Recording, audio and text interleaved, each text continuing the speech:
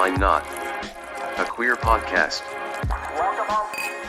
Thank you to our sponsor, Pineapple Healthcare, an award-winning primary care clinic right here in Orlando. Pineapple Healthcare offers mental health counseling, HIV, STI testing and treatment, and specializes in care for the LGBTQ plus community. Open Monday through Saturday. Call today at 407-553-6336 and schedule your appointment. Pineapple Healthcare. Better together. Hi, everybody. I'm Rick Todd.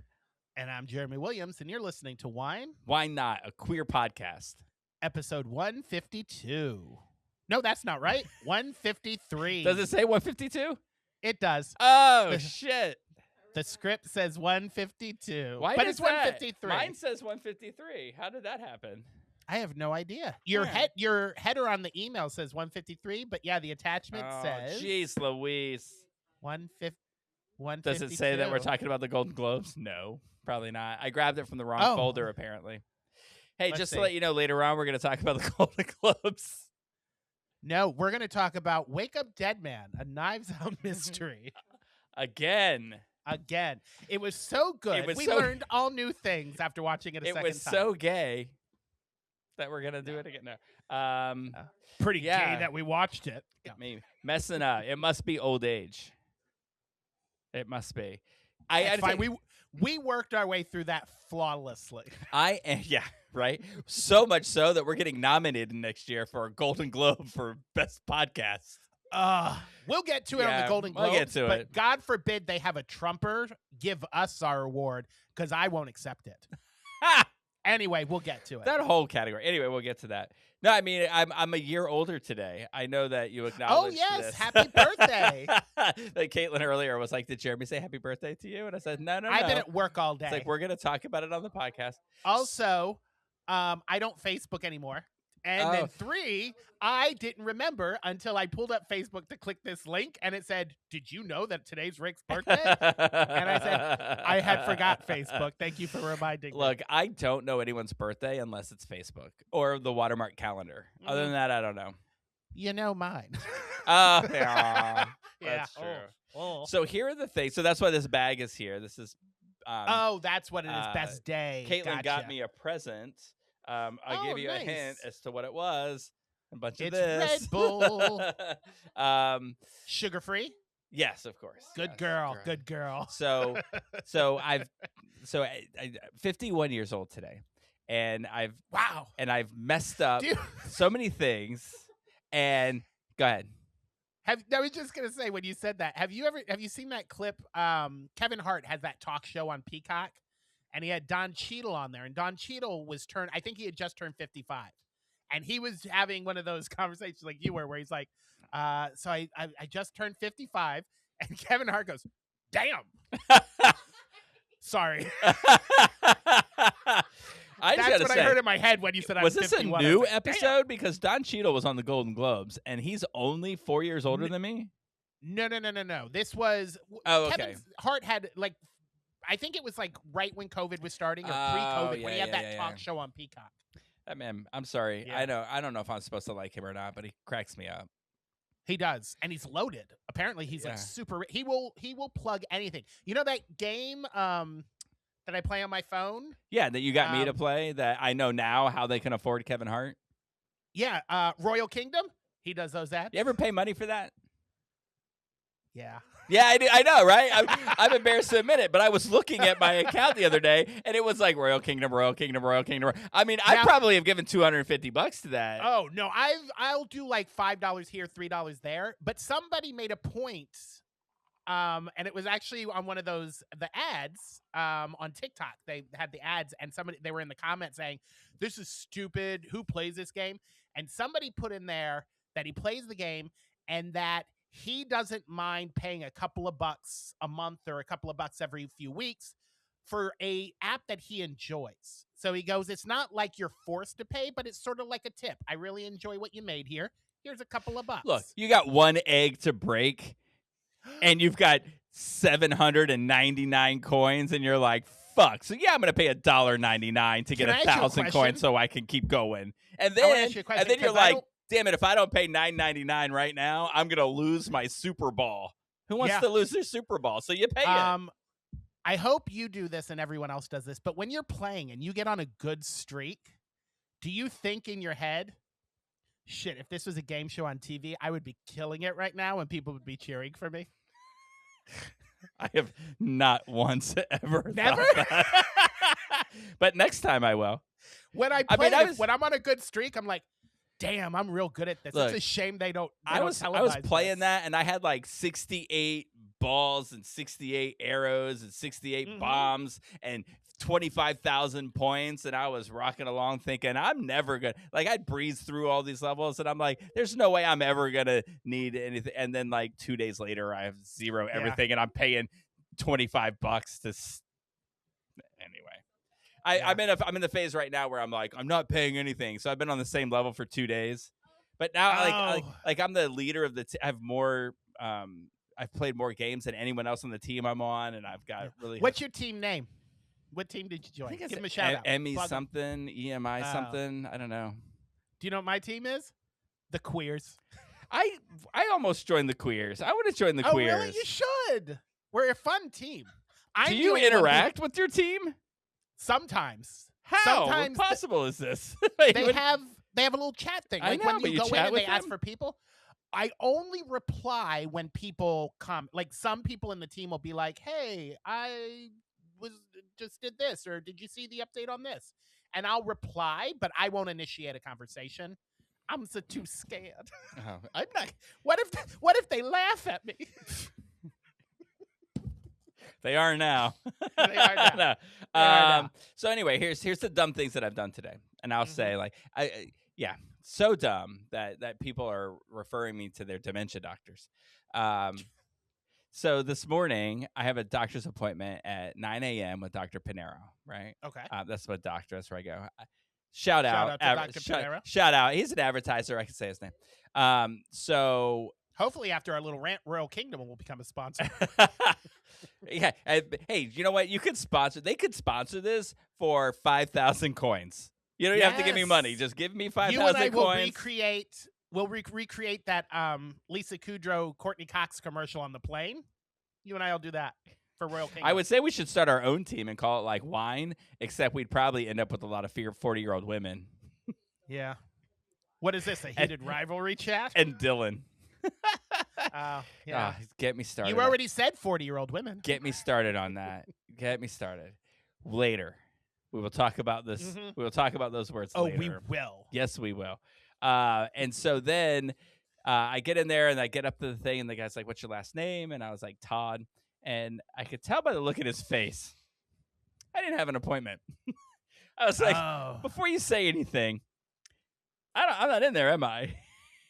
He was like, "No." And I was like, so then I went to the portal. I was like, "Oh, it looks like it got moved to February." And he's like, "Yeah." So then I left. Got moved to February. Did he at least say happy birthday to you? Caitlin just said, has that happened to you before? An obscene amount of times. I have been to a doctor's appointment that I didn't have more. Like, what do you think is too many times? So if you were to say to a person, you went to the doctor's when you didn't have an appointment and you did it this amount of times, and that's excessive. Going to the doctor thinking you have an appointment? Yes, and you don't. I think 5 or 6 times is way too much. Yeah. So what's more than that? 7. What's like 8 or 9? No, I mean, like, what is that? How do you categorize that? Outright stupid? Sad. In my defense, it's always when they move it and I don't change it in my calendar. Oh, yeah. So the VA moves my appointments around all the time, and the first thing I do when they call is I move it in my calendar because I'll do the same thing. I will totally forget. Yeah, I tell myself, and then I'm like, I'll do it later. I won't forget. So what else did I? There were 2 other. Oh, here's what else I did. Bad decisions. For lunch, I've been eating really healthy, and I've been sort of like shrinking up, which is making me feel better for like the last 4 or 5 days. But today for lunch, I was like, let's do something we won't do. It's my birthday. Let's go somewhere.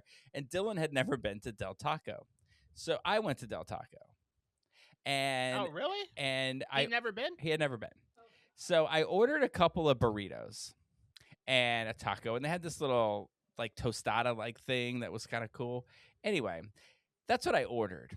Now, what I feel like I ate was like a bowling ball on fire because that's what's sitting in my stomach right now. Oh. I don't need to eat there. I don't know why I did it. I'm sure that other people who are, or as Danny, who's listening to this right now, would say, eat your fiber. Take your fiber pills. You'll be fine. Yeah. So I didn't. So, bad mistake. I mean, in all honesty, and I'm sorry to any Del Taco employee who may be listening, Del Taco is drunk food. You only eat Del Taco when you're drunk going home from the bar. I will say that's not normal lunch food. Their burritos are delicious. They are.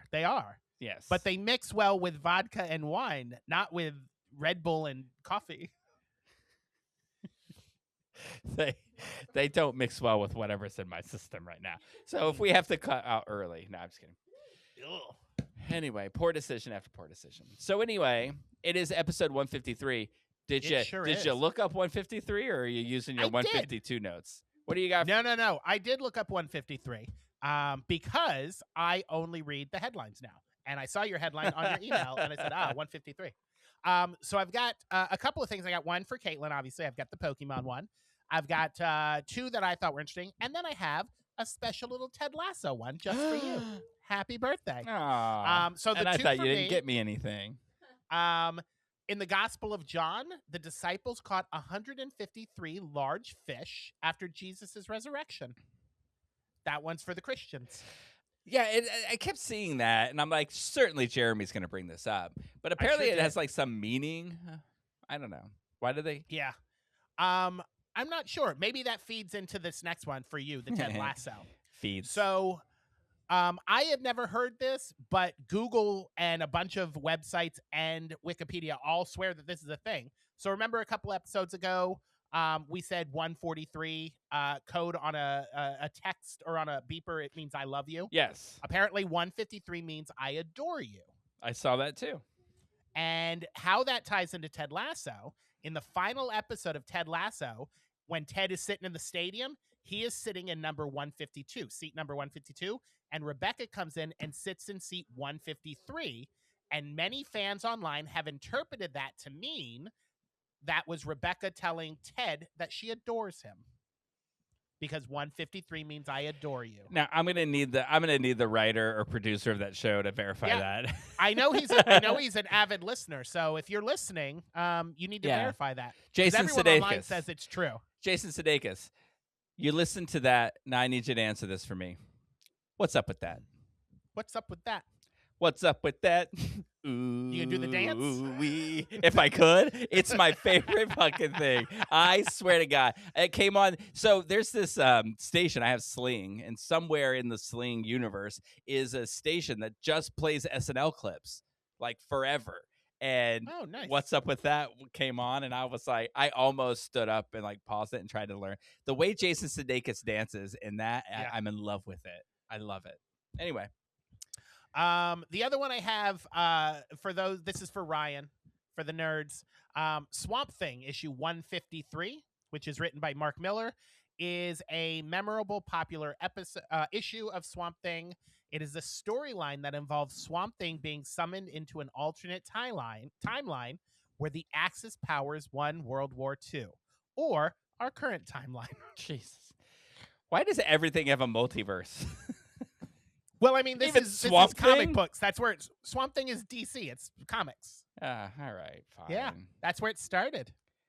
And then, of course, for Caitlin, it's all for. I got one for you. I got one for Ryan. I got one for. You're like Santa Claus. You're 153 Jesus. Santa Claus.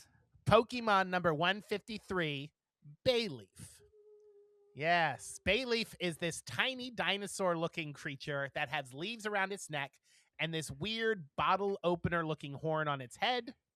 I thought this was an interesting fact about Bayleaf, other than I have a jar of him in my cupboard. The spicy scent that wafts from around Bayleaf's neck somehow makes those who smell it want to fight. Okay. Didn't we talk? Okay. Okay. What was last week's? So I last think week it was a was- relative of Bayleaf. It's the evolved Oh. version. Yeah, he evolves into a Bayleaf, So Bayleaf is evolution. which then evolves into my Sunday sauce. I was like, I know we talked about gravy and sauce last time because of this damn Yeah. Pokemon thing. All right. Well, good And stuff. I looked it up, and Pokemon goes on forever, so this will never end. We'll finish with Pokemon at the same time that we finish with the best or the top 1,000 movies. Yes. All right. Here's what I've got. Okay. Throw one out for the Christians. According to the Institute of Creation Research, there were 153 distinct nations in the world at the time of Christ. All right. I like how you went from believing AI to believing creationism. Hey, whatever. They both lie to me. I'm just kidding. No, none of this is AI. Well, Oh, good for you. I don't know. I mean, I Googled all of it. I even went 6 pages deep on the Google search to get some of these. Nice. So you know they're going to be creepy. Here you go. Florida House Bill 153 for 2025. This is one everyone needs to know about. It's titled Aiding Unmarried Minors. Jesus. It provides enhanced criminal penalties for knowingly sheltering unmarried minors or aiding unmarried minor runaways. Yeah. What does that what so if a minor is married, you turn them over to their 40-year-old husband who probably was sold off into slavery? What Florida, listen, there's no I can say law this with that love says because I if you're used to a live minor, there. you have to marry an old man. You could just marry someone 18. No. There is no 13-year-old marrying another 13-year-old. For some weird reason, they're always super Mormon-y and they marry 40-year-old men. Why does Florida have so many weird laws? I can ask this because I used to live there. Why are you this way, Florida? Isn't it weird? It tells you how to handle an unmarried minor. Right. But the wording of the law implies that if they're a married minor, turn them over. It's like, don't you be harboring no married minors. Well, if they who run need away assistance. and they're a minor, well, they belong to somebody. Have you not heard of Romeo and Juliet? She was 14 and she belonged to her parents and then to Romeo. Yes. There will be more about she that never later. belonged to that dirty Montague. There will be more about that in a minute. All right. Everyday etiquette. Part 153. This is according to Carla Sheelis on Instagram. Listen and validate without giving advice or instruction. Now, that is summarized from a very long video that she puts out about how every time somebody would complain to her, she felt like she had to solve the problem. No. Mm-hmm. Just listen and validate. So there you go. All right. PS 153. Do you know what that is? PS? PS 153. You want to start with what the PS stands for? It's public school. 153. Oh, It's okay. in the Bronx. It's the Helen Keller Elementary School. Rumor has it that they're really good at math, but not so much reading and writing. Oh, no. Too soon? I'm sorry to the Helen Keller fan club who listens to us. Hey. I had no part in that fun fact. Hey, I didn't say it was fun. Forgive him. He's been drinking wine. Here we go. The 153rd episode of Friends. Season 7, episode 7. I got to tell you, as happens, I think all of them are classics, but this one is also like a classic. You'll know exactly what happened when you hear the title. Is it the Holiday Armadillo? No. Oh. It's mid-season. It's mid-season holiday time. Is it mid-season? It's episode 7. Oh. Back in the day, that'd probably be around October, the 7th week, because they would start early September. Yeah. The season back in the Yeah. day. So is this the one where Phoebe dates Sean Penn? No. Oh. No, but that's a good one. This one is the one with Ross's library book. Oh, where they do it in the library Yeah. in front of his book. My favorite part of that episode is when he goes to the little library volunteer guy, this little chubby gay guy, And he's like, "Did you know that they're doing it in front of my book?" And he goes, "Yeah. Give me 10 minutes and I'll be off. I'll meet you over there." And then he ends up doing it, right? Doesn't he have Yeah, sex with then somebody? he meets some hot Yeah. hot girl. He's checking out his book, and he's like, "You're the one who read it." And then they get caught doing it in the library in front of his book. All right, now I know you hate doing these, and we're not going to play a guessing game because it's not going to happen. Okay. We'll go into a long guessing game, but I will tell you that the 153rd greatest director of all time is a British filmmaker. He won a 2017 BAFTA award for I, Daniel Blake, Outstanding British Film of the Year. His name is Ken Loach, if you've ever heard of him. Weird thing is Ken. I didn't realize this, and I feel bad that I didn't know this before, but IMDb, if you look up their IMDb page, it'll tell you interesting facts about them. And Yeah. so, did you like to hear an interesting fact about Ken Loach? Sure. He paid part of the $150,000 bail for Julian Assange. That is interesting. Isn't that interesting? I thought so. 153rd greatest film of all time. I think it's a Japanese film. So get ready. Say bye to Chris. Bye, Chris. I'm not talking about you on the podcast. Oh, he's listening right now. I can see his headphones. That's exciting. Remember when we started this and we used to stream them live? I remember Jen used to text us while she Yeah. was listening at her desk. Now she never listens. Maybe for the what episode are we? 153. Maybe on our 200th episode we'll We'll should do a stream it live one. Yeah, we'll do it live. Oh my God, let's do that. Yeah. I mean, it's basically live. You know, Yeah, because it's we don't more, edit it. It's more live than like, any of the nighttime talk shows or whatever. Yeah. All right, so here you go. 153 greatest film of all time. It's by Edward Yang, year 2000. It's a portrait of a middle-class family in Taipei. Also, I guess it's a Taiwanese movie. Is that a word? A man in his 40s, his teenage daughter, and his 8-year-old son experience life navigating between remorse, hope, and disappointment. It was apparently about 2026. The Descendants. I'm going to guess Yi. Yai. Oh. You really should have Googled this before. Yee. All right. It's not yay. That's a different Since person. we have no Asians on this podcast, we should Google that to learn how to say that so we weren't. I usually do. I don't know butchering why I their didn't language. this time. It's not like I did anything. I just spent the last 3 hours bullshitting with Caitlin and Bellany. Apparently on my birthday, nobody has to work. All right. Well, that's all I got. Oh, that's not true. I had to work. Oh.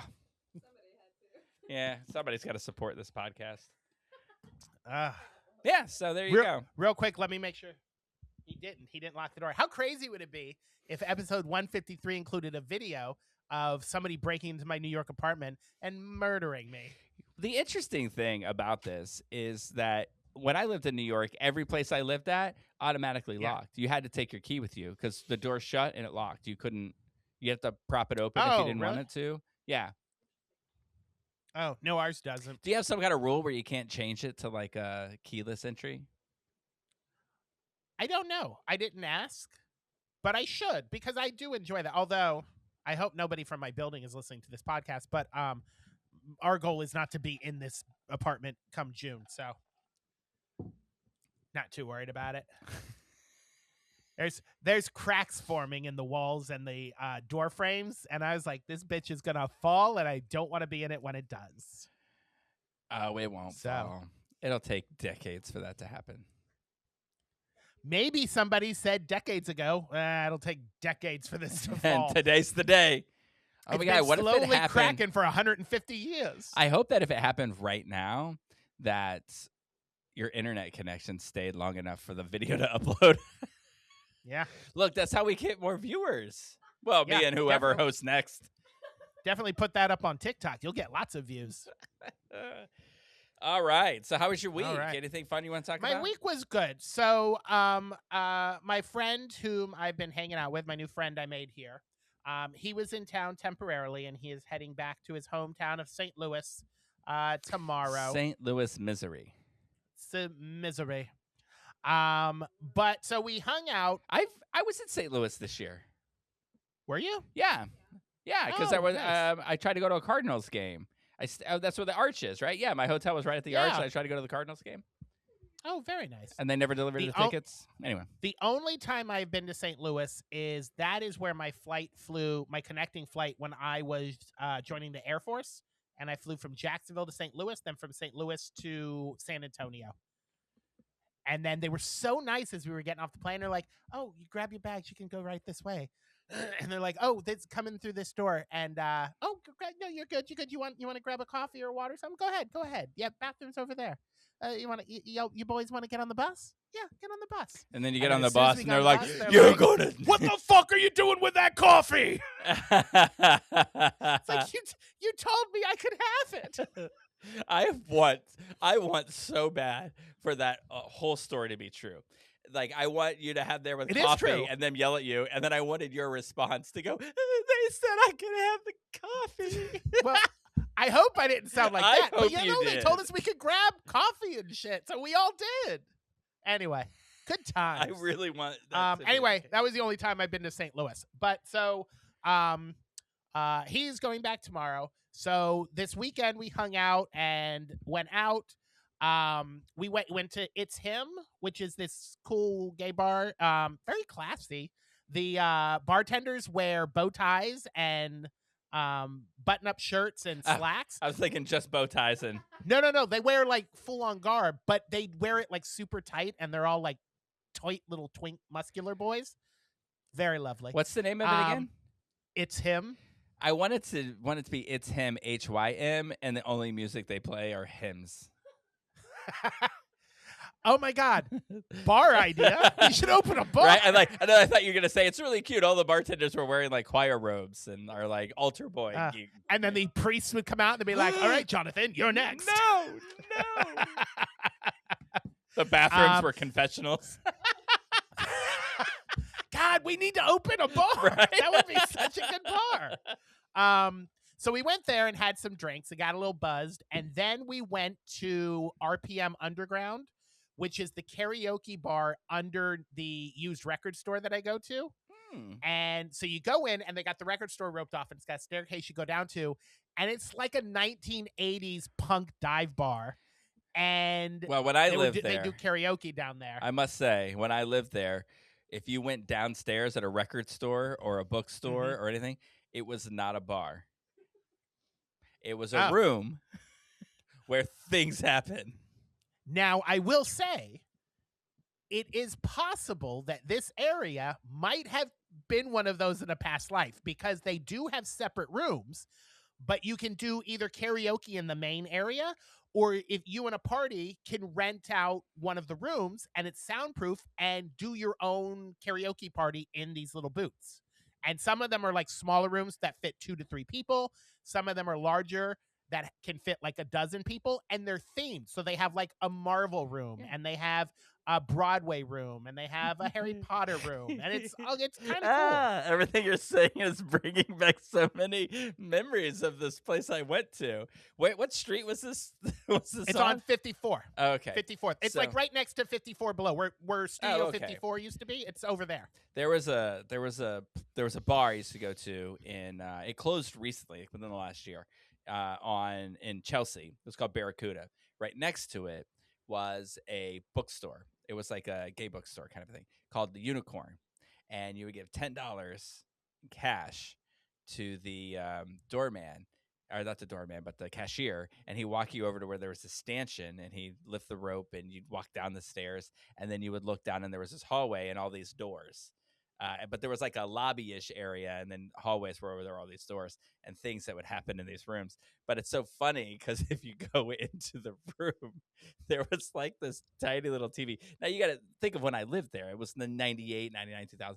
These tiny little TVs with like these buttons under them, and you press a button like an old office phone. You know what I'm talking about? Oh yeah. Like way in the early 80s. That's what cable boxes were like. You had 1 through 21 channels. You would have to go up to the TV and it would make that click, and you'd have to pick the channel. Yeah. Well, this was picking porn channels. So I was going to say, what did press your it? You can see pick? there were like 5 different things to press, and it was kind of like it made me laugh, because I'm like, wasn't interested in watching what was on the screen, but I also was not interested in touching a button. Oh, Yeah. yeah. So there I am. Anyway, it sounds a lot like this. Some Yeah. rooms would fit 2 to 3 people, and I did see some of them fit up to 12. Yeah, I'm starting to think this karaoke bar used to be something else. But it's very dark and dingy and has a bar. This all clicking. Oh, I feel like I'm Yeah. at home. Tell me more. Good times. So, so we went, we sung. We didn't do a private room. What did you sing? Okay, so him and I sang "I Want It That Away" by the Backstreet Boys. And then That'll make a comeback in a minute. All right. there was like people would get up, and as it was sitting, because it was like as we were sitting there, people were like going to the room, so it was like thinning out, and there was just like a handful of people left in there. So everybody just started singing whatever anybody went on stage. So we sang, all of us as a group sang Stacy's Mom, which was fun. I don't know this one. Oh, Stacy's mom has got it going on. No? I'm not singing more than that. Look it up. It was a popular song like 15 years ago. You're like, I know you're fucking with me. I'm not doing it. I'm not singing. what? More. Caitlin's giving a whole concert over here. Oh, yeah. But I was Caitlin like, you're will like, sing the you whole think thing. I'm messing with you and to Yeah. get you to sing the whole song. I'm not. Oh, I don't, no, I I'm don't not. know it. That's all you I get know out of me. Jesse's girl, but I've never heard of Stacy's mom. Are they Stacey's related? Mom is the sequel, yes. So we hung out, and then he is also a fan of the TV show Heated Rivalry. Not as much as I am, but so he got me a couple of gifts tied to the show. So I'm wearing a shirt. I don't know Oh, if you can see it. That says "I'm coming to the cottage," okay. which is from the show. If you watch the show, you get it. And then my favorite is he knows that I like coffee, so he got me a couple of coffee cups. Would you like to see them? I mean, is it going to They're ruin our appropriate. chances of getting a Golden Globe? No. All right, let's see it. These are all the Golden Globes I need. So for those who have seen the show, it has Hollander on it, Oh, and it's him in a jockstrap with his ass showing. And then my boyfriend, tell me you're a bottom Rosanov, without telling me you're a bottom. That was. and then Rosanov, who's the Russian. Yeah. So those are my coffee mugs. Isn't it funny that because they're Yes. that I don't know why that for makes some me reason laugh. it made me think of that football player's name, that old football player that ended up being an actor, Dick Butkus. That was he was on that, Webster. That was a Dick Butkus.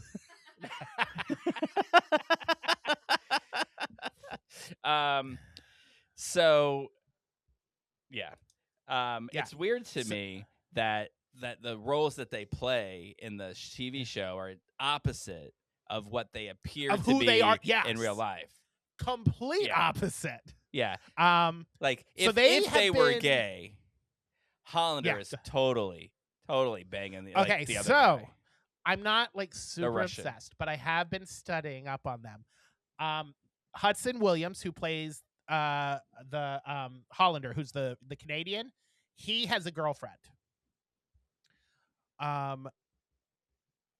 Connor Story, who plays the Russian, does not.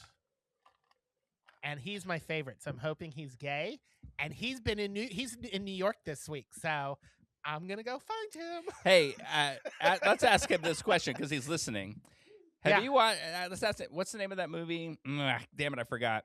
The movie where the guy walks around eating icing out of the tub. If you've seen that movie, Oh, what movie was that? then you need to make part 2 of that movie and marry. You know what I mean? Marry Jeremy. Is that what you said? Yeah. You were like, you're moving to New York and you're going to make that movie real with somebody famous. I What forget mo- who it was. Oh, that movie. Yeah. That took me a second. Aw. There you go. This is your perfect Aw. moment. Now here's That your made me next s- role. That made Because I me can't sad imagine. that you just compared me to that movie. No. First of all I did was reiterate a story that you already told. Yes, it's true. It's true. But I Um, can't imagine that Heated Rivalry is going to go beyond 2 seasons, so he should be thinking about his next career move. They've already announced season 2, and the author has already announced the 3rd book coming out next year. So there's at least a 3rd season. But they've both Hudson Williams was on Jimmy Fallon last week, and then Connor Story was on Seth Meyers last night. And I watched both interviews. You can totally tell that Seth Meyers watched the show because he was fangirling out. And you can totally tell Jimmy Fallon did not watch the show because he's all like, ha, hockey and stuff. Ha, ha, ha. And I'm like, shut up, Jimmy. I did see a interview with Stephen Colbert, and they were asking him a bunch of questions about a show. Oh, it was on New Year's Eve with Andy and Andy. And he said something about, like, have you ever lied to a guest? And they were like, told a guest that you liked something that they did that sucked. Yeah. And he says, I never did that. He's like, but I did tell people, like, hey, this is great. And he's like, I'd never seen it. And he never seen like, it. They always are like, oh, I read this book last night. First of all, no, you didn't. No one read the book last night. I mean, who reads a book in a night? Like, unless it's like something that's short or great, but nobody read like a Harry Potter book in a night. Maybe the first one. The first one's only like 300 pages. 300 pages? God, I would be like, oh, I read a book this month, and that would have been the 300-page Harry Potter. I read the first chapter, and I went, they're just making up words. Fuck this, and put it down. Anyway, I guess my goal for my 51st birthday is to say the word fuck 51 times in this podcast. Yeah. So I apologize. You're on your way. I'm on my way. Or 153 because of the 153rd episode. Anyway, what else happened? So I don't know if you can see. Can you see over my shoulder my shelf to the okay, here I'll turn the camera. You see over there? Yeah. Okay. See is that the Lego cottage? kit? Is that a Lego That's of not the even a joke. cottage? That is a Lego set. Okay, so they do these dioramas of like areas. So they have like an Asian a Japanese village that you build, and they have what's the other one? Oh, an Italian garden. They're just like these little dioramas. That one it has no ties to Heated Rivalry, but that one is called The Magical Cottage. And he got that for me also. It's called. But I want to show you something. Surprisingly, Lego has the thing called Butt Sex Cottage, and do, there yes. it is, right there. But there's a part to it that I know you would like because I know you like these, or maybe Jen. I think Jen likes. Jen would like and Butt if Sex you're watching Cottage. the video, if you'll see this, but if not, it is a little Oh, Lego garden gnome. Isn't that cute? that's adorable. She would love that. Don't let her into your apartment. First of all, she's never walking up to your apartment. She will not walk up those stairs ever. Few do. Few do. And if she Let's did, just she would neither steal that. my friend nor Chris's friend has been to this apartment yet. Aw. It's he said, "Don't talk about me." That is all we will mention Chris, about Chris in the podcast. Chris. I talked to Chris today. He said happy birthday to me. Yeah, because that was nice. I have to. He wanted me to mail something to him, and I was going to, but then I said, you know what? Maybe I'll just bring it up there. Like he offered to reimburse me. Any excuse. So to come I to know New that's York. what I mean. I'm like, what? I gotta tell you, I have I did this silent auction thing, got this trip to Disneyland, right? At a silent auction, but there was some mix up about the tickets, and it wasn't for as many days as like they thought. It was like, oh no, this one certificate that said this was for a day was just a sample, and so it's not really 2 days, it's just the 1 day. And I was like, well, I'm not flying out to California to go to Disney for 1 day, so I'm using the flight and the money to go to New York, because like now it's a free trip to New York, plus I have the Nice. $500 Visa card. I could go see Dylan. I could go see at $60 a pop on TDF. He and I can go see like 5 shows or something ridiculous. So we're like, so that's what we're gonna do. And then I thought, oh, maybe I'll just bring it up there and use all that. Very nice. Anyway, yeah. That's my thinking. Good job. Anything else go on this week? Let's see. So I got first of all, work has just bombed out. Like nobody buying shoes now. So good news, bad news. Bad news is nobody's buying shoes. Good news, today I think I've been hinting at this might be happening today. I was officially offered a permanent position with Uggs. Oh, good job. So, and then I was talking with the managers because in the summer, and I think I mentioned this last week, I want to go back to school and finally finish my bachelor degree because I put that on hold when I started working at Watermark. So, I have an appointment on Thursday with a one of the credit counselors or whatever they call them at NYU to see if my credits will transfer over, which ones will, and kind of go over what I need to get there. And I was explaining this to my manager, and after I get my degree, we are going to sit down with the district manager and look at what path I would need to go to get on the marketing communications team for Uggs. Oh, wow. So that I can start get on the team that puts their marketing campaigns together. So I already have one. Stop me if you think this would be a bad idea. Stop. The two guys from Heated Rivalry. I knew it was going to be Heated Rivalry. And we get them to do like hockey-themed Uggs. I want you to know. It's about ice and cold weather. And by the time I get my degree, season 2 will be ready to start. It all lines up. Your constant talk of Heated Rivalry has everyone at Red, White, and Royal Blue crying. There's an entire nation of teenage girls that hates you right now because the entire nation of Taiwan is so pissed at me. You've abandoned them. Also, I do want to mention this too. Just as a little advice, just check out like New College as well. I mean, NYU is very expensive. It is, yes. Even if you've just got to get 6 credits, you'll be paying that off for. Well, I don't know. Maybe as a marketing guy for Uggs, you can pay it off in a minute. I don't know. Maybe. All I got to do is 1 or 2 more Christmas seasons at UGG, and I know I could pay it off. They were paying well, and I'm very disappointed because I'm pretty sure after these 2 weeks, because apparently the commission is like 2 weeks behind. So I have 2 good weeks, and then so what I did is because I don't know if I have the money next month. I went out and bought myself a PS5 again because I sold it before I moved because I was poor when I left. And I was like, I got pretty good bank right now, so I got myself another PS5. So when I wasn't hanging out with friends, I have been playing, and I know that I'm not supposed to play this game, but I couldn't help it. I didn't pay for this game specifically, but it's part of the whole PS5, the PlayStation Plus, where I get like all the streaming games for free. But I've been playing Hogwarts Legacy, and I'm like a 12th level wizard, and it is so fun. And there's trans characters in it, so that's fun. That's, you gotta read my article that's coming out right. on Thursday because it's all about that. I'll read it in 2 weeks when I get the issue in the mail. Go online. Read it online. New York. Okay, I will. New York mail runs so slow here. It takes forever for me to get shit. Also, I send it to you standard class mail, so you get it like a week and a half. Snail after. mail. Yeah, I'm not gonna. It's free. Overnight You're not getting first class.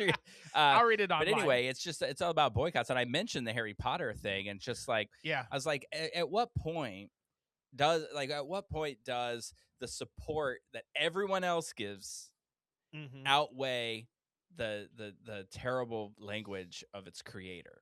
At what point does the livelihoods of everyone else involved matter more than giving money to her?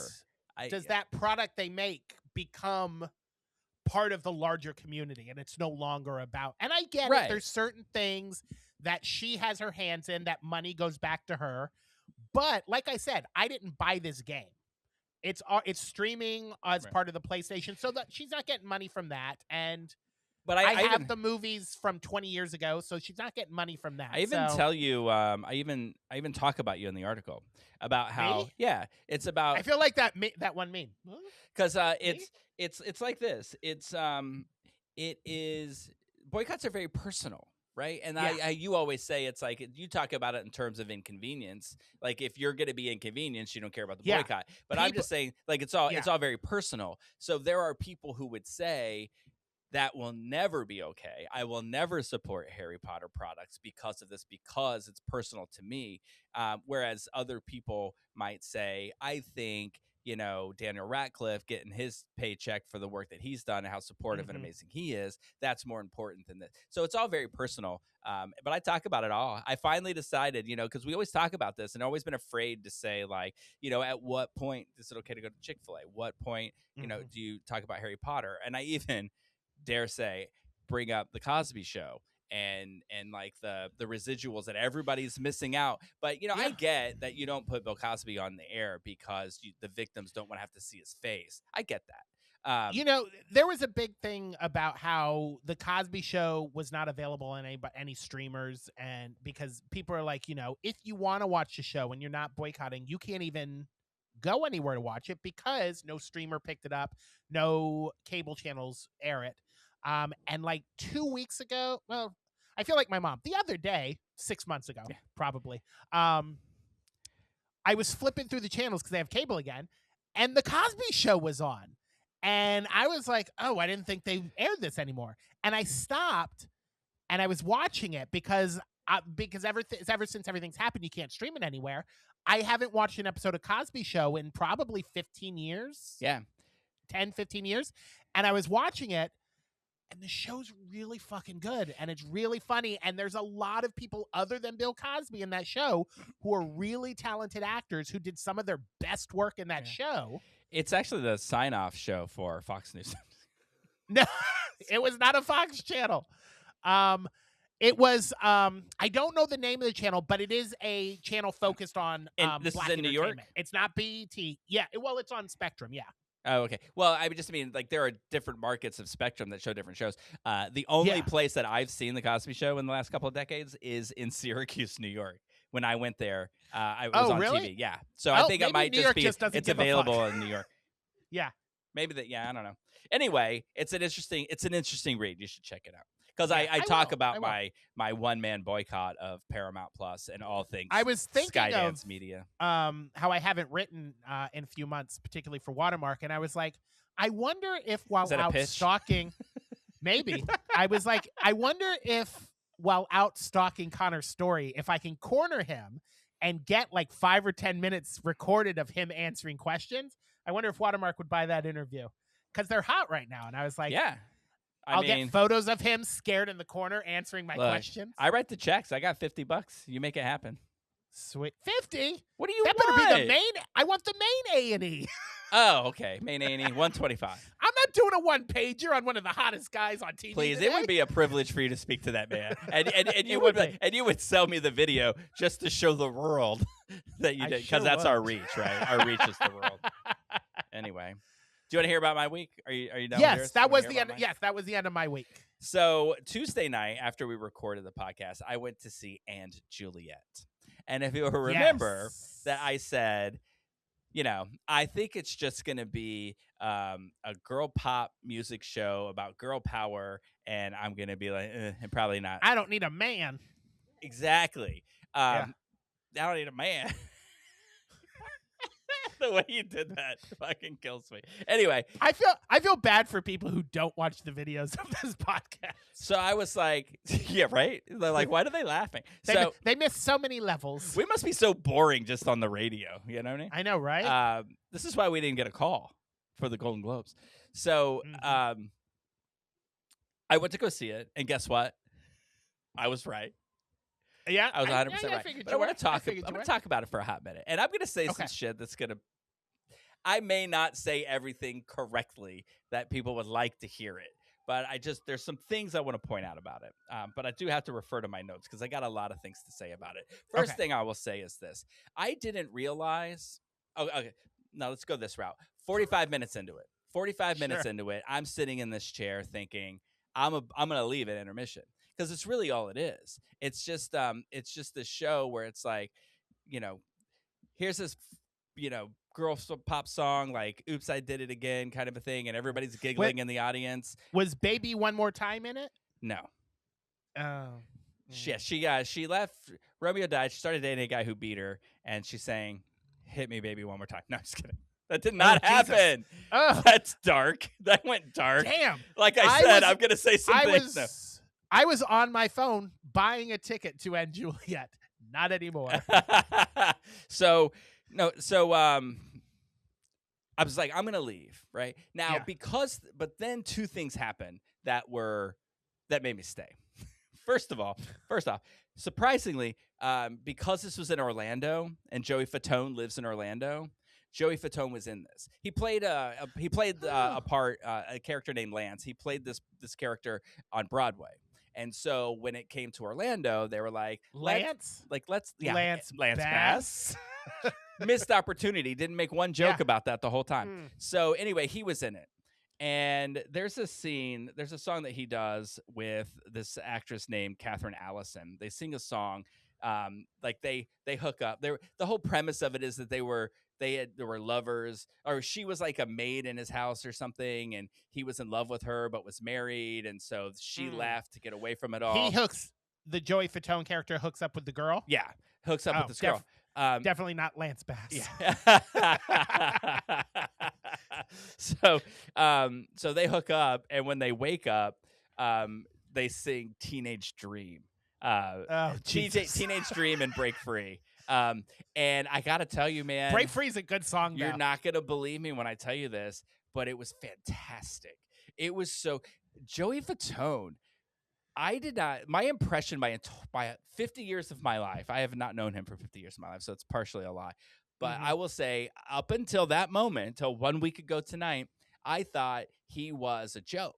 Like that, not a joke, but like he wasn't as talented as he really is. Yeah. The only thing that I knew of Joey Fatone was that he has the fat one. Right. The hot dog. Yeah. The hot dog fat one. Yeah. And perfectly named. The Beautiful fat one. dog. Beautiful anyway, dogs. But it was so entertaining. It reminded me of like how the Thenardiers are in Les Mis. That he and this woman were like, they were great. And I was like, now that was really good. So I like that. And then what happens right after that is, and I'll get into the premise of this, but right after that, they announced that Romeo had taken a sleeping or like a sleeping aid instead of real poison, and he wasn't alive. dead. So Spoiler alert. Sorry, everybody. So they're like, Romeo's going to be in the show now. And I thought, well, I want to see what this bitch does now. See what happens. Who played Romeo? Some guy. I don't think I wrote his name down, but I did look him up. But he was adorable. That's not why I was staying. It's not anybody who was really famous. Of course. Really quick, as you're saying that, because I'm like, well, what other songs? It opens with "Larger Than Life." I Want It That Away. By the way, totally could have been in this show because we were fantastic. As I said, when you said you sang that, I said that's gonna come up later. And then Juliet sings "Baby One More Time." It's in the beginning. Oh, does she? I might go see this show now. I gotta tell you. So anyway, so those are the things that made me stay. So now here's some things that I want to say about the show in general. I didn't know that the guy who wrote the songs. So it's a jukebox musical. That's a string. Max Martin. That's a song. Yeah. All songs by Max Martin. So it's not like from a particular artist. It's from this writer. I didn't realize that he wrote songs for real people. That's the way. I kid. Jesus. I kid. This, you may not like this show, or you may, but this list of songs is, as the kids say, fucking fire. When this is a stacked song list. I didn't realize that there were songs by Kelly Clarkson in it. Yeah, and I'm Adam obsessed Lambert, with Celine Dion. Yeah, so that was, as I would hear this, it sort of changed things for me. Now, I want to say this too. They are masterful in this show at putting the songs into the story and singing them in a way that makes you forget that they're like pop girl songs kind of a thing. So it was really good. It was a really good show. And but for the reasons people say you should see it, they're like, "Oh, if you like 2000s girl pop, you're going to love this." No, don't ever say that to people, because people who don't like it won't go, and they should.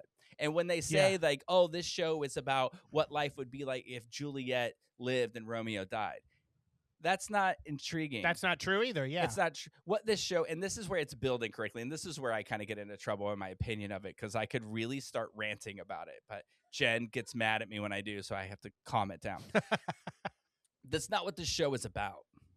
This show should be billed as William Shakespeare and his wife, Anne Hathaway, true story, are fighting over what the plot of Romeo and Juliet should be. So basically, they're rewriting it while these people are acting it out. Because he's like, oh, I wrote this great show. Look at it. And she's like, they both die? No, Juliet should live and she should have freedom and she should do this. So really, the show is about this unhappy couple working out their marital issues through the retelling of Romeo and Juliet, which to me sounds way more interesting. You know? But if that synopsis sells it for you, you really should check out the movie Hamnet. I'm going to after the. You should. Yeah. I almost watched it over the weekend, but I picked a different movie. The also hilarious One Battle After Another, but let's save that conversation for later.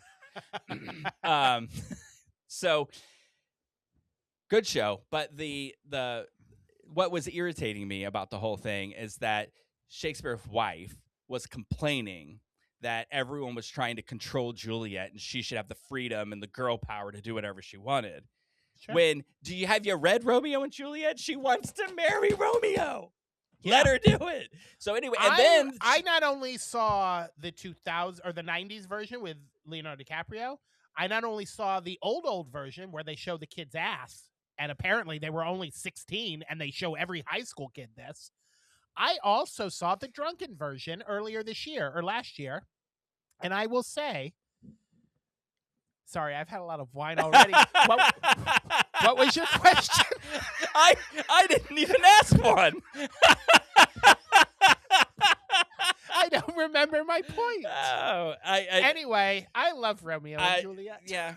I don't know what I said before that to make you say that. Caitlin, rewind. Tell us. I don't remember my point. Well, anyway, you were saying. I was saying that she wanted to marry Romeo. Yeah. You know, but the Shakespeare's wife was like, oh, she should be free to experience life and do whatever she wants to do. But the real thing that was happening is that she was trying to control what Juliet was doing because she felt she didn't have choices in her own life. And therefore, I was like, girl, who's trying to run Juliet's life here? Them or you? Anyway. Yeah, again, you need to see Hamnet because Mrs. William Shakespeare, I don't get that vibe from her at all. Is her name Anne Hathaway in it, too? That's a really funny part of the show where they talk about... Because he says to her, because like they're reconciling their fight, you know, towards the end. And he says something to her like, there'll never be another Anne Hathaway. And then they all giggle. Anyway, thumbs up. I liked it. No, her name is Agnes. I couldn't remember her name, so I had to look it up. It's Agnes Shakespeare. The damn liars. At least they both begin with an A.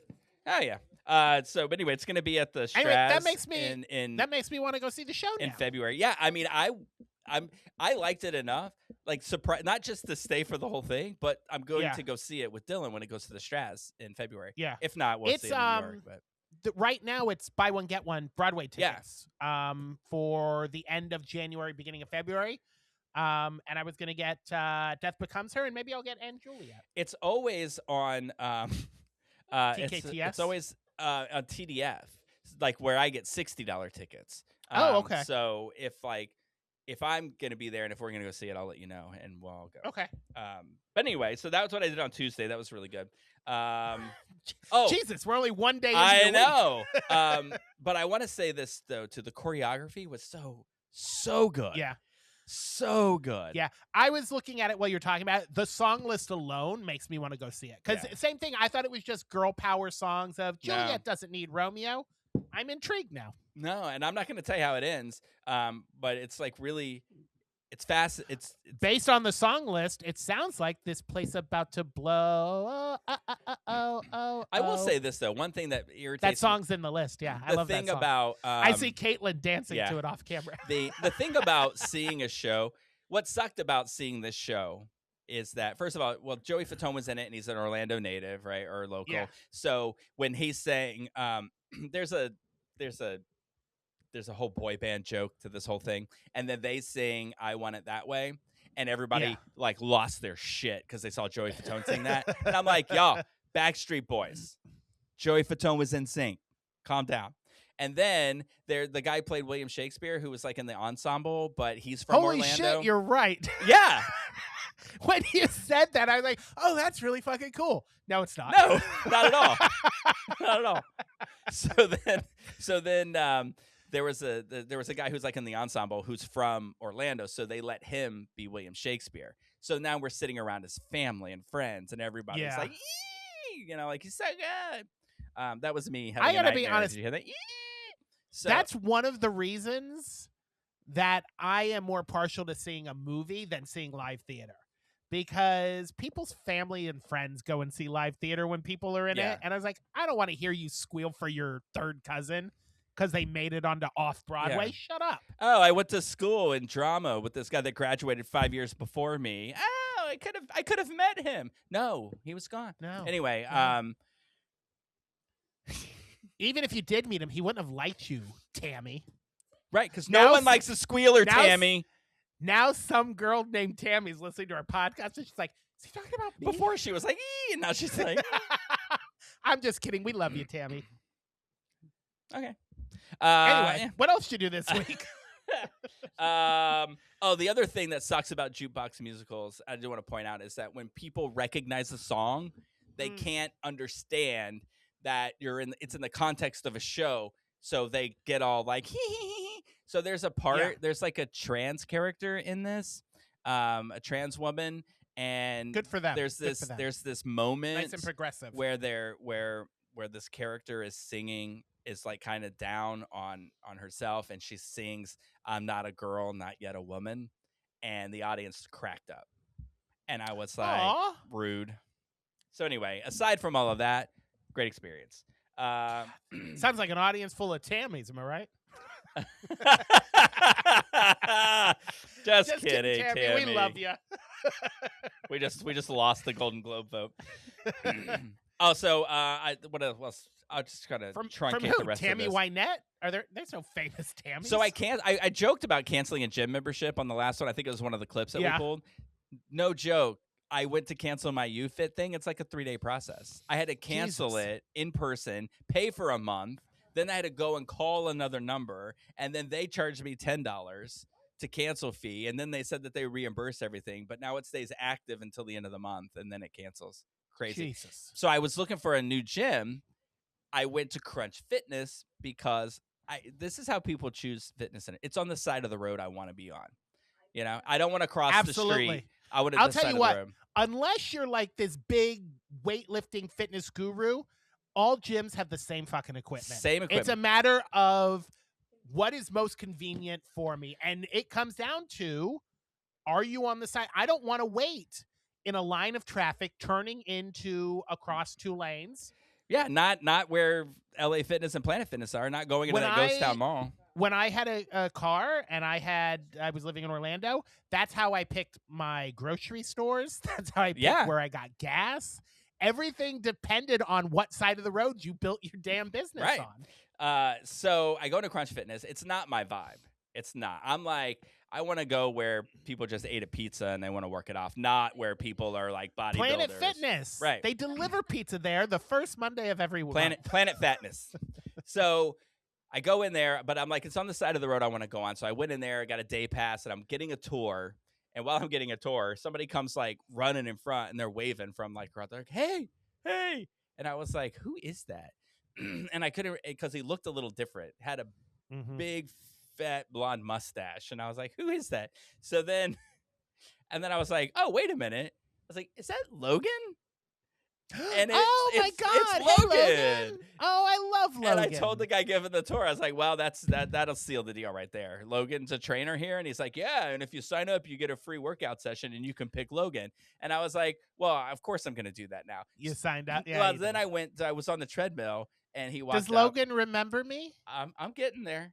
Okay. And Jeremy. So it's like, what would the story be like if Jeremy hadn't moved to New York? So I get on the treadmill and I'm working and he comes up and I hate it when people talk to me. I'm like, because I'm doing 11 incline 4 miles an hour walk and he's like, hey Rick, how's it going? I'm like, fine, how are you? Anyway, but he sat there and talked to me for a minute and he asked about you. He said, "Oh, is Jeremy still there?" I was like, "No, he moved to New York." And he's like, "Oh, that's great." You know, it was really kind of fun. Talked to him for a Oh, while. if you're listening, Logan, come up. You can stay with me. I will tell him that you said hello, and tell Yes. him that you've invited him to be your husband and move in with you. Because I have an appointment to work out with him at 11 a.m. tomorrow. Nice. Let him know that I know the entire show of Heated Rivalry, and we can recreate it. Oh my, he's buff.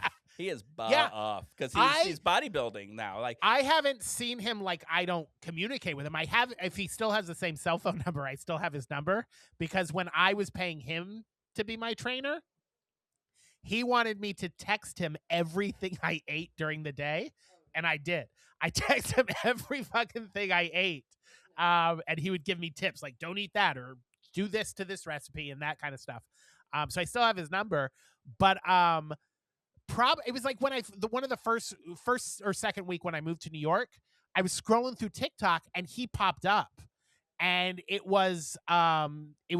He has a TikTok channel which I of course followed, but he was talking about how he got fucked over in one of his jobs and he had to leave, and I don't think he was talking about Max, no, okay. but he was talking about how he got fucked over with one of his jobs, and then how he got fucked over with a lease agreement for an apartment, and how he was getting kicked out of his apartment because they screwed up the lease. And I was like, damn, dude, you got a dramatic TikTok. I'm going to really enjoy following this. And then he never posted anything else. Anyway, he should post more. I like watching his TikToks. His next TikTok post will be like, "Well, I moved to New York and I was staying with this guy and I got fucked over." Also, tell him if he gets an OnlyFans. I'll follow that too.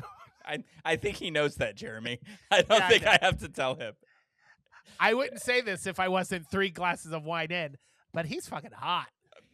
I think you would. I'd totally let him. You know what I mean? let, You know what I let mean? him what? You know, Go ahead, tell him. Heated rivalry. I'll just show you this. No. You'd let him give you a dick butt kiss. Yeah. Uh, I bet he loves football. He actually played baseball. He was a baseball star. You know what? I'm gonna ask him this tomorrow. I said football. He totally gives baseball vibes. He should play for the Savannah Bananas. Isn't that what they're called? Oh my God! He'd be great. Yes. Yeah. I love the Savannah Bananas. Yeah. I follow them on TikTok too. Yeah. I'm gonna give a shout out because the only other thing I did this weekend was I went to. I was gonna say, what did you do on Thursday? I mean, look, I did a lot of things that'll come up when we're talking about the Golden Globes. Yeah. I watched a lot of stuff.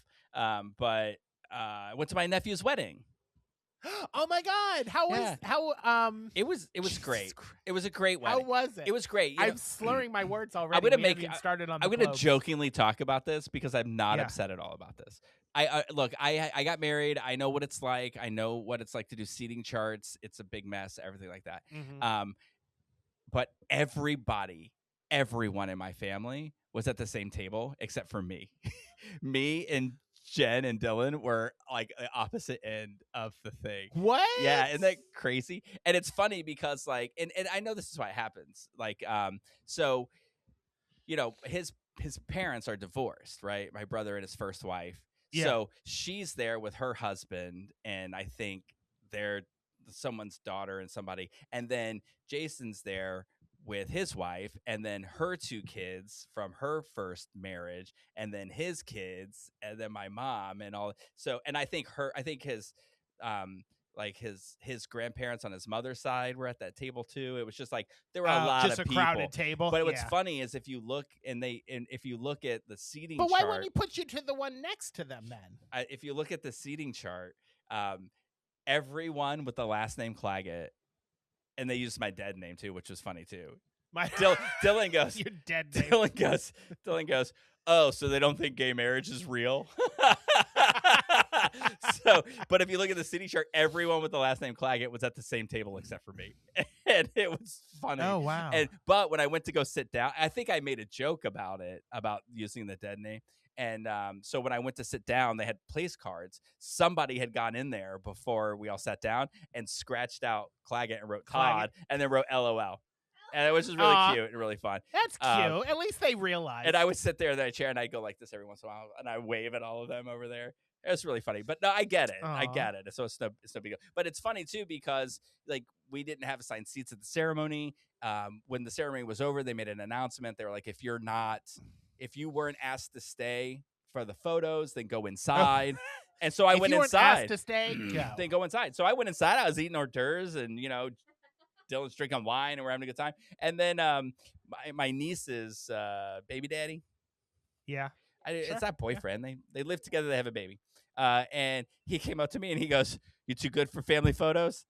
I was like, "What are you talking about?" Like, they told me leave, so I left. He's fatty. Spit the hors d'oeuvres out. We need photos. I thought you were working on that.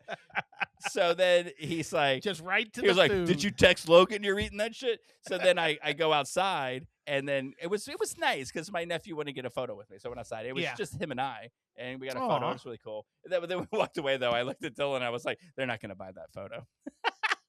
You know what I mean? But they probably get the whole Dylan was doing the photos. No.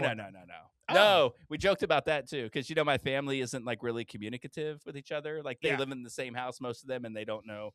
None of them know what's going on. They don't talk. Oh, look, Crunch Fitness is calling to confirm my appointment with Logan. Tell Logan Sorry. I said, "Hey, girl, Lo. Hey, Lo. Hello, Jim Lo." So, oh shit, now I don't know what I'm saying.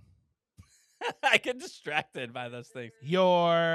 Your nephew's wedding, they didn't want you. Oh, they don't communicate very well, right? You were in the back. So when they were getting married, my brother's wife had messaged Dylan to say, "How much do you charge for wedding services?" And so he told her how much they charged for it. And then that was the end of the conversation. So when we were driving out there, we were joking about how much they don't communicate and how funny it would be if they showed up and they were like, "Where's your camera?" Like thinking that they had made the deal, but they hadn't. Well, we laughed about that. But anyway, I want to say this about it. It was just it was joyful. Like it was great. She was beautiful. Her whole family is gorgeous, but she was beautiful. And she walked out, and when she looked at that crowd of people and saw him down there, she started crying, but crying and laughing because she's just like she couldn't believe that she was marrying the love of her life. And it's just really cute. They're very young. And so it was like it had that feel of like young love, of like eternal young. It was really great. And like he saw her crying, so he started crying, and they kind of were just mesmerized. And there were so many times where she would just look out at everybody and she's laughing and like she's like, "You all are so beautiful. It's just so great." And it was really cool. It was really cool. That is cool. It was also like super religious. And really? I don't know how to describe that. There's no way. But to say, the only way I can describe it is to say, I wasn't sure who was getting married. Were they marrying the Lord or each other? No. They're all just they're very in tune with their religion, and that's really cool. For them. And but it was very, very, very religious. It's like I've been to church and felt less religious than that. One of my cousins, this was many years ago, got married, and she's very religious. And there was a part in the ceremony. We're all sitting there, and it's my dad. This is before my dad passed away, and my mom and all of his kids. And there was a part in there where they address my cousin, who's the female in the relationship. And they say, "Do you promise to be subservient to your husband and do all that he tells you to do?" And she says, "I do." And we all look at each other. We're like, "What?" And my father goes out loud. He goes, "The fuck is that shit?" And my mother got so pissed off at him because he was like, I'm paraphrasing, I think. He said something like, "What the fuck is that shit?" And my mother got so mad. And she's like, "Why would you say that out loud?" And he goes, "It was weird. That's a weird thing to say at the wedding." Oh, that's funny. And it was really fucking weird, but they're super religious. Do you know what else? And it works for them. That's great. But when they were like, "You're, well, you promised to be subservient." And I was like, "That's not how my wedding will go." Hey, look, my reaction, my pointing out that it was super religious on this podcast pretty much explains why I was sitting at a different table. Right? That's why you were in the back, right? Like, can we sit him outside? Speaking of things being weird, I just want to point out to you, I forget every time that I agree to do this podcast after 5:00 on a Tuesday that the youth group is meeting on the other side of this wall, and I know they can hear me. That's right. I know they can hear me laughing, so I gotta drop the F-bombs. Yeah. Like, stop saying. I forgot you guys are in the center's space now. So yeah, Yeah. you have shared space. All right, so we did have. I know exactly how you feel because Chris is sitting over there, and he probably is judging everything I say and how loud I am. That's really out of. He's got his head. That's he's got his That's out of headphones on. character for him I to know, judge right? your loudness. So we He's watched. never judgy. We watched the show, as we do. The reason we come here to this podcast. Yes, But the we Golden watched the Globes were on. the show of shows. Mm, The Golden Globes. the show of shows for right now. Yeah. The start of the award season. Yeah, we did it. So we had the Golden Globes. Really quick, I just want to give a quick recap. So remember back in the day when before the Golden Globes got like reamed and were like canceled because the guy was like the president was sexually harassing. We barely remember what each other are saying from seconds to Yeah. second. So I don't know if we remember.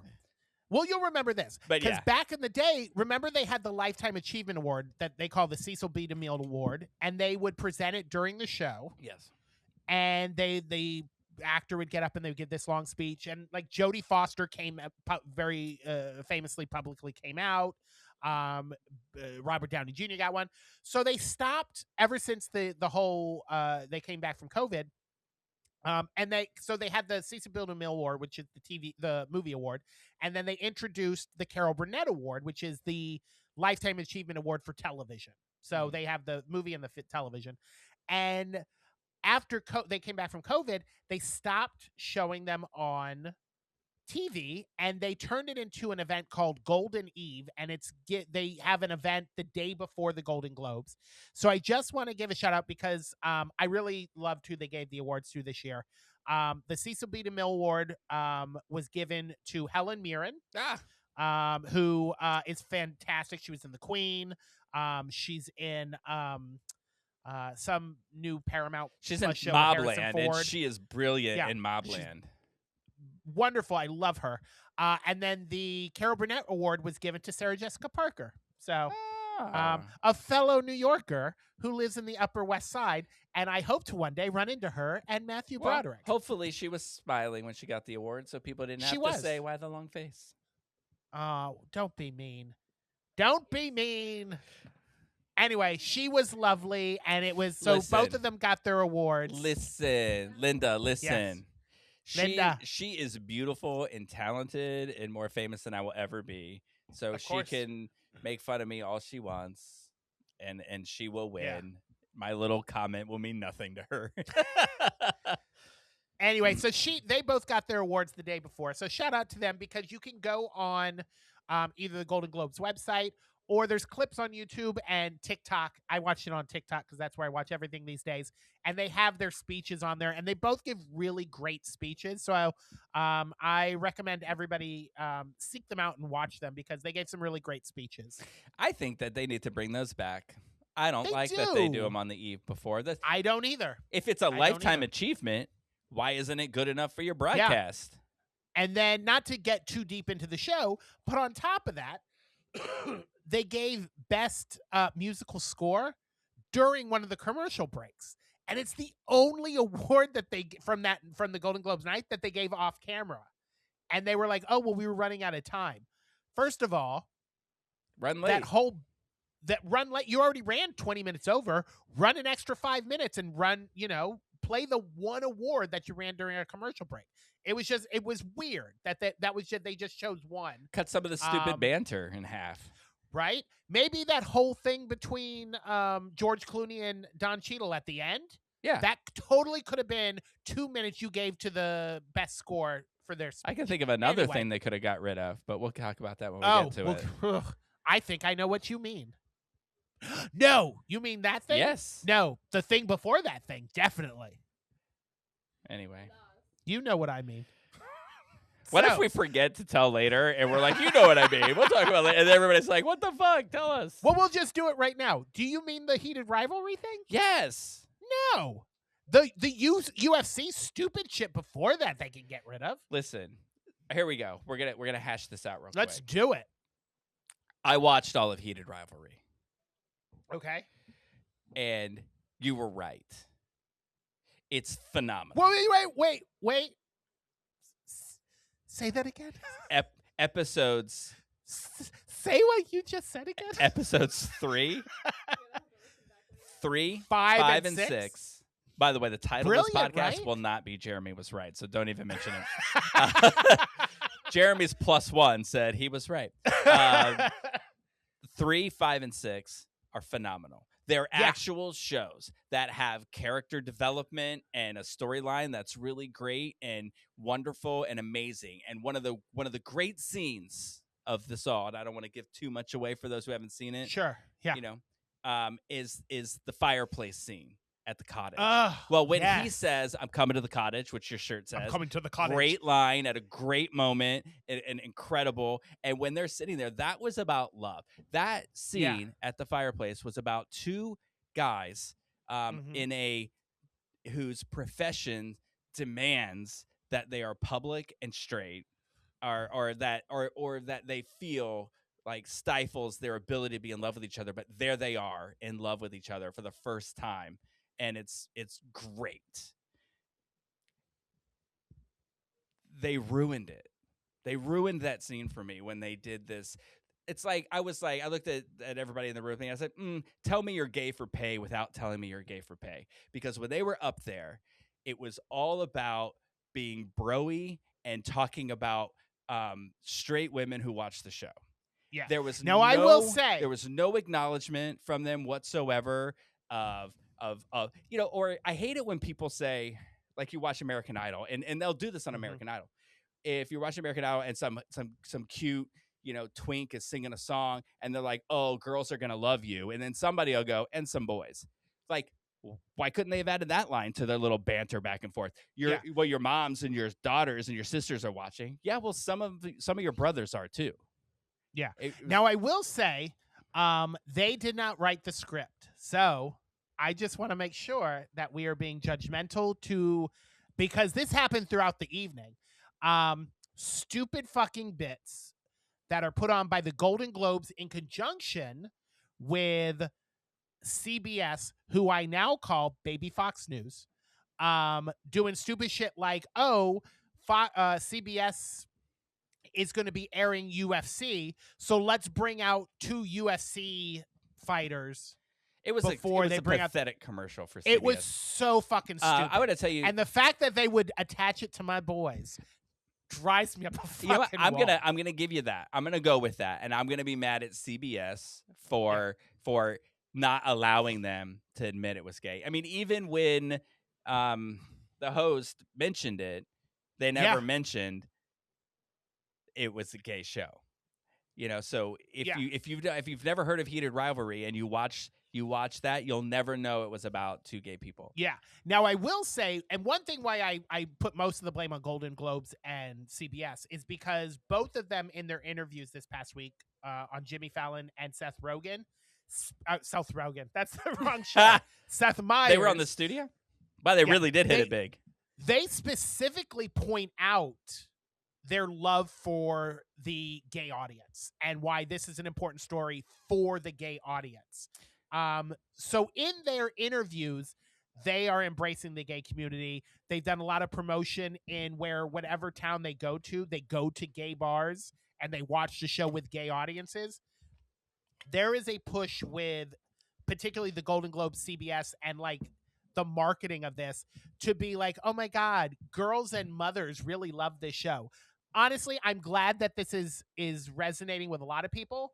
As a gay man, I don't give a fuck if straight women like this show or not. I don't. I'm glad you like it, but it speaks more to my life. And I think this speaks more, like, particularly with you and me, the generation who lived in a time when secrecy was important. Yeah. And there should be in the marketing of this show, there should be more of an emphasis on that. And there isn't. It's more of the girls are getting together to watch, fantasize about gay boys kissing. It reminds me of nuts. It reminds me of the girl that used to work at Watermark that loved gay porn. I mean, that's what it all is. And listen, you need allies. You need, a show needs a wider audience than a gay audience because there aren't enough gay people to keep to keep a show going in a network. You know what I mean? Yeah. It needs that larger audience, and it is that larger audience that's made them so big. I get it. It's great. But when you're on that huge platform, Mm-hmm. it would be great to share a little bit of that love. I 100% agree. But I agree with you. You're correct. I should. As is my one man boycott against Skydance Media. That's where I will direct my anger. Yeah. I will say that I absolutely agree. You know what this season reminded me of? Schitt's Creek. It's like the first 2 episodes are the first 2 seasons of Schitt's Creek. They're not bad. They're not And good. by God, there's a lot in those 2 episodes that I like to watch over and over again when I'm by myself. But as the show goes on, and specifically that episode 3, 5, I need a thought shower now. Do you have a Q-tip? But and a bar of episodes soap? 3, 5, and 6 remind me of the later seasons when they find their footing and they tell the actual story that's in it. Listen, when he says, Because I'll be honest, I have only watched episodes 1 and 2 times. The one time that we watched it to talk about on the podcast, and then one more time when I did a rewatch of the entire season.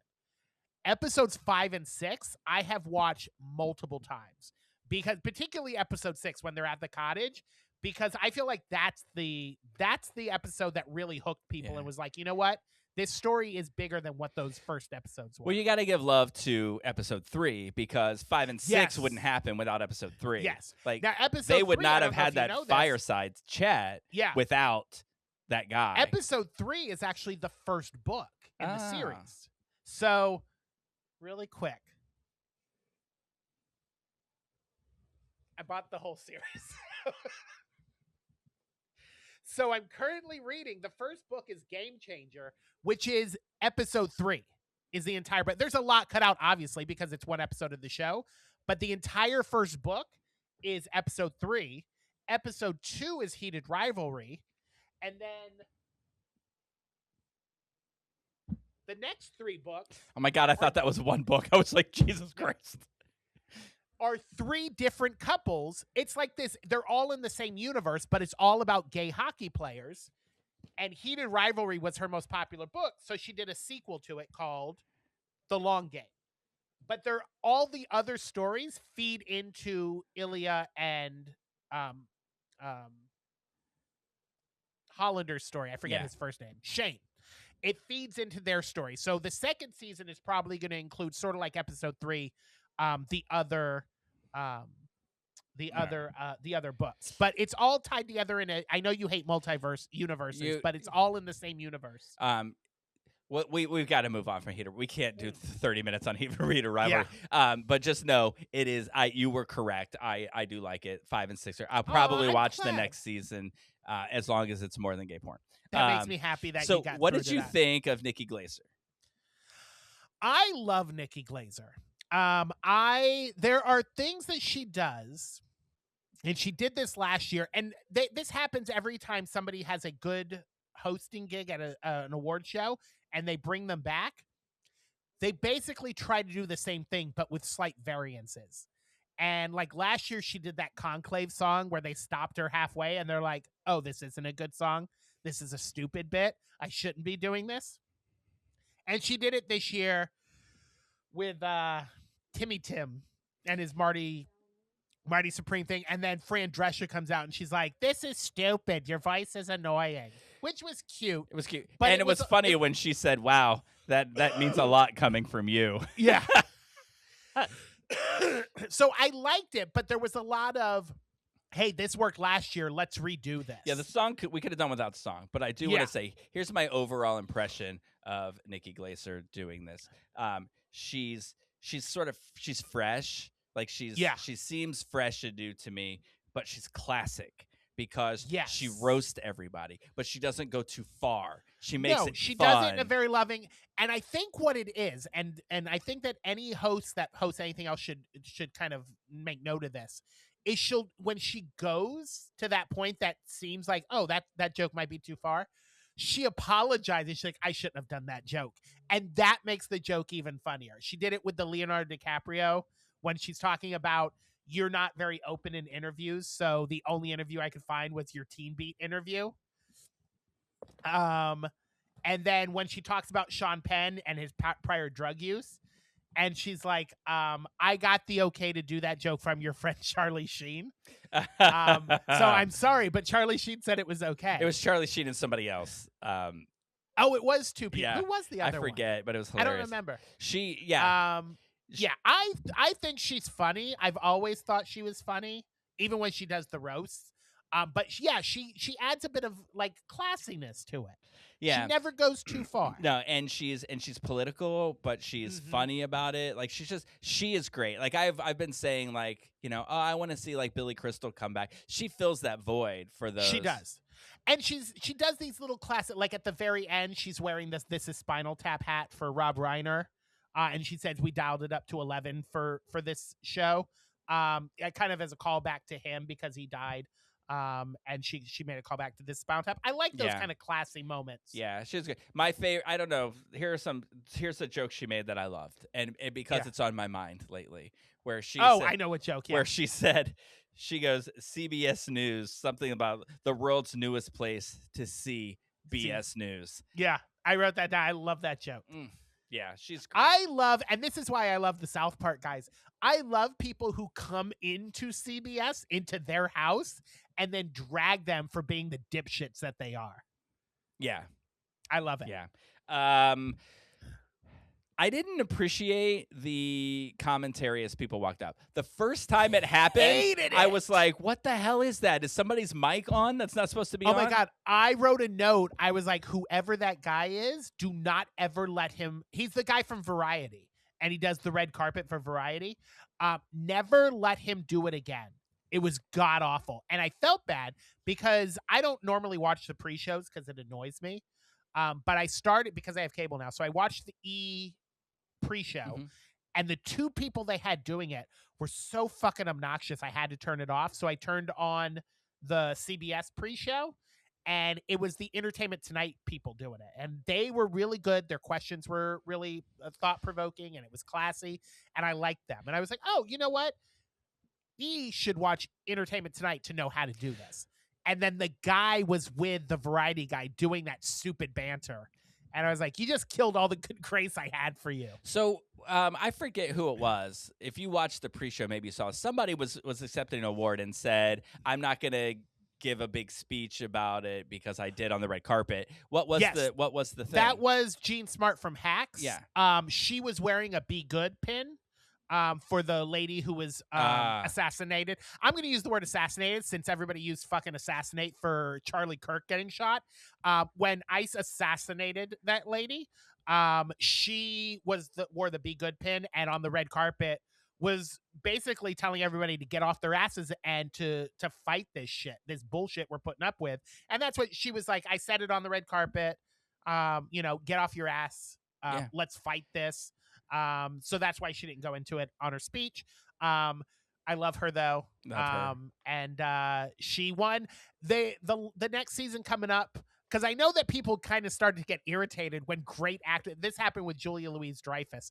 They're winning every year at the Grammys and the Golden Globes for their role. Yeah. And they're like, I want to see other people win. She's got one season left of Hacks, and then they're calling it quits. I said everybody else. I said all the people that lost that Golden Globe are really excited that they're that's so happy the last this season is the of Hacks. last season. Yeah, because she's won, like Julia Louis-Dreyfus with Veep. She won every year that she was nominated. So good for her. I love her. Look, I don't want to. It's not cool to make fun of the way that people look or dress or anything like that. But I just want to point out two things. I'm going to say that, and then I'm going to do exactly that. So I think by prefacing it, maybe I can get away with it. Bella Ramsey was dressed like a wedding chair. She was. No, they were. Yeah, they were. And then, and I get what they were going for because they're non-binary. They use they, them. So they had the tuxedo and they had like this red thing across their chest and that went into like a sash like you see with dresses. With a wedding chair. But it did absolutely look like a wedding chair. Yeah. I couldn't pick when I saw them. I was like, I can't pinpoint what you look like. I think they're great. But you're right. It was a wedding chair. I think they're great, but that's what it is. Also, the other thing I want to point out is did you yeah, oh, Caitlin just looked at it and said you were so right. Wedding chair. So then the other thing I noticed is that the Ross Geller that was gonna take Rachel to the prom was Yeah. handing out the Oh! awards. Okay, you remember back in the day when that person was the child of a celebrity Yes. couple, and I'm assuming that's who it is. But they used to announce who it was. Like, here is the child of Ethan Hawke and Uma Thurman, because Maya Hawke had done it once. Well, They didn't announce who that is, and all ceremony I was running through my head, whose fucking kid are you? well, I know if it you look nervous as hell. if it's a celebrity's kid, it was Jim Croce.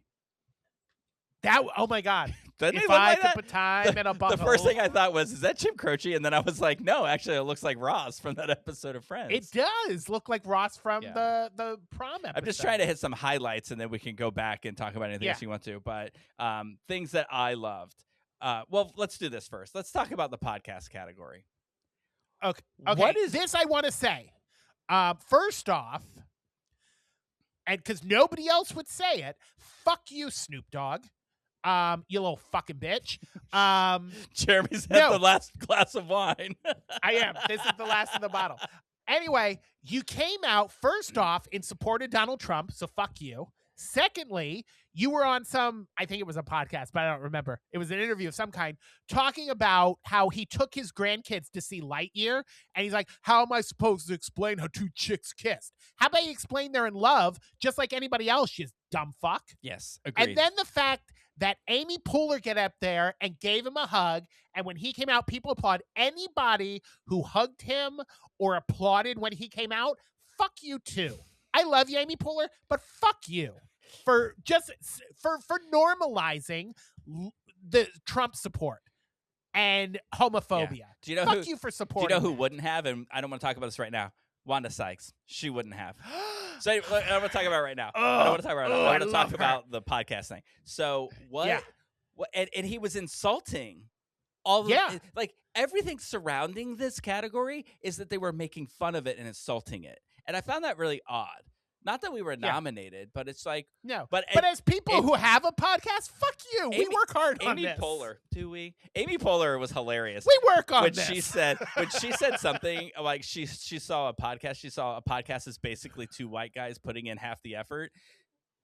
I laughed so hard because I was like, "Oh, that's totally me and Jeremy." She listened to our podcast, and that's who she was fucking talking about. Yeah, look, we did make the Golden Globes. She was funny. I liked it. But him like going off about it and then saying like, "Oh, I'm gonna write one," and then saying, "Y'all, I'm so fucking high as shit right now." Yeah. The stupidest shit is he has a podcast. That's what he said. He has a fucking podcast. Right. And he thinks he's gonna be nominated next year. You know, I think these are the podcasts that they're looking for are nice people. So I apologize, Jeremy. We're not gonna win because I realize You know what? I don't want nice. a stupid Golden Globe. I do. I don't want one of your. Do you? I do. I'll get you. I'll buy you one. Thank you. Did you notice they changed the statue also this year?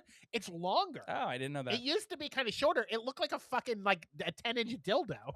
I do want to point out too. I were you proud of Timothy Chalamet? He did give an adult speech. I will say, when he won, I was like, "Here we fucking go!"